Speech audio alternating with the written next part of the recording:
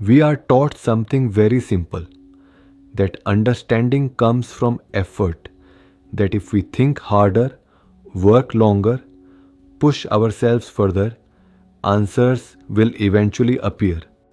But there is a strange pattern in human discovery. Some of the deepest insights did not arrive during effort. They arrived when effort stopped, in moments of silence, relaxation, and complete surrender. This video is about that space where science and spirituality quietly meet. And this is not a poetic idea, it has happened again and again in the real history of science. Many of the most important discoveries in science were born in this very space, not in moments of intense calculation, but in moments when the mind stopped trying. Marie Curie once described such an experience. A single problem disturbed her for days. She worked relentlessly, testing possibilities, revisiting calculations. Nothing worked. Exhausted, she finally gave up. She left her papers on the table and went to sleep. The next morning, she noticed something strange. The problem was solved. The steps were written clearly in her own handwriting. No one had entered the room. The doors had remained locked.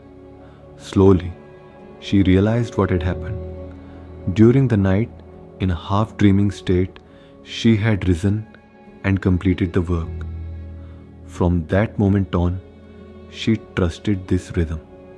When the mind failed during the day, she allowed silence to work at night. What failed was not intelligence. What failed was control. We see this in ordinary life as well. Have you noticed what happens when you try to remember a name very aggressively?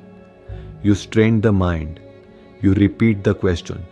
You push harder and harder, and the name refuses to appear.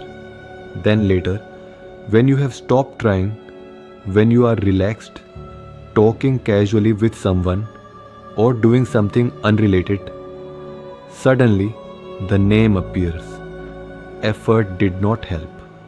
Letting go did. So once again, it wasn't a lack of intelligence. It was effort holding the door too tightly shut. And when control loosened, a deeper intelligence responded. A similar moment appears in the life of Archimedes. He struggled with a problem that carried enormous pressure. His reputation depended on solving it. Days passed, nothing worked. One morning, while bathing, relaxed, unguarded, ordinary, the answer revealed itself. So powerful was the realization that he forgot himself completely.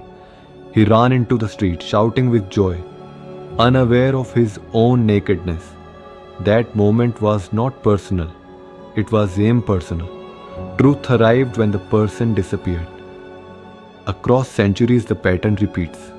Einstein, Planck, Edison, each in their own words, hinted at the same realization. The discovery did not feel created, it felt received, as if something moved through them, not from them. This insight is not limited to science.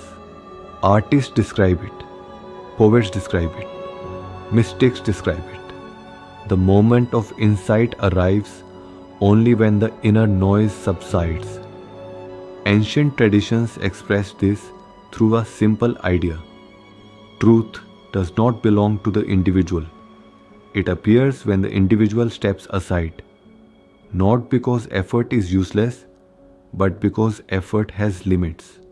Beyond those limits, silence takes over.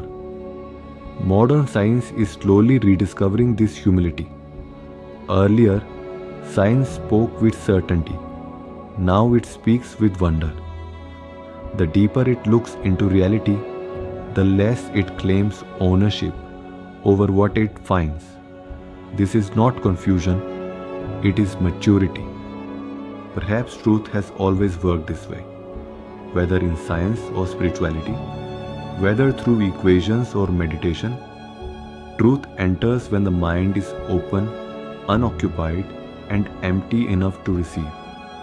And when it arrives, there is a quiet understanding. This did not come from me. I was simply present when it happened. Maybe that is the real meeting point of science and spirituality. Not belief, not effort, but silence.